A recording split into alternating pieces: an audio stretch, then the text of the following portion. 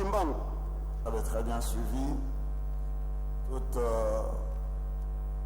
cette brillante conférence. Je voudrais épargner votre temps précieux, ne pas vous rappeler, disons, la conférence dans son ensemble.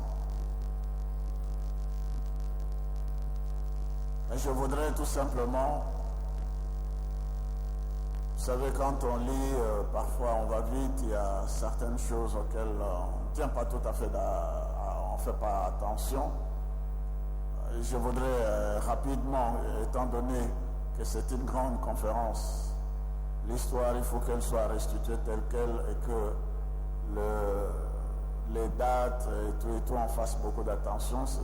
Vous permettez que je rappelle certaines choses. Premièrement, il a parlé de noix de coco. Non, je crois. C'était un peu dans la motion. Il voulait parler de noix palmistes pourries. En effet, Papa Simon Kimbangu avait pris une amande palmiste pourrie qu'il avait frottée entre ses mains et c'est devenu une noix palmiste fraîche et savoureuse. Il ne s'agissait pas de coco, mais de noix palmiste.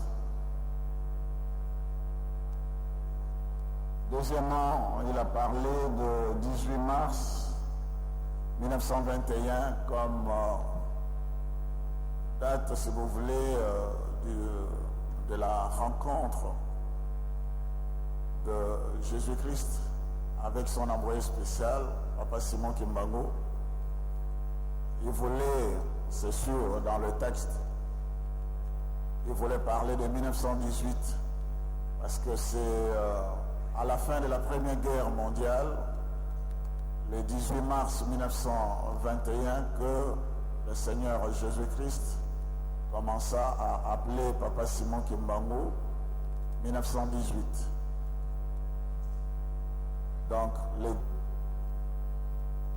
18 mars 1921, c'était le jour où le ciel s'ouvrit et Papa Simon Kimbangu se vit officiellement donner l'ordre de démarrer son ministère.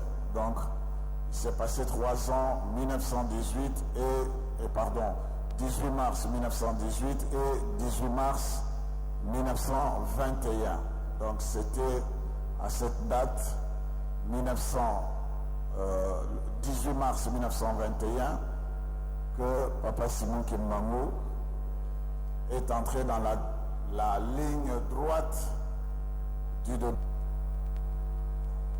Papa Kimbangu, avant de commencer son ministère public, il l'a si bien dit, avait déjà donné son programme d'action.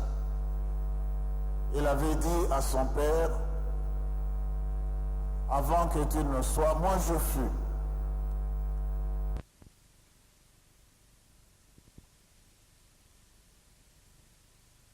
bakendaki naongoka ezalaki na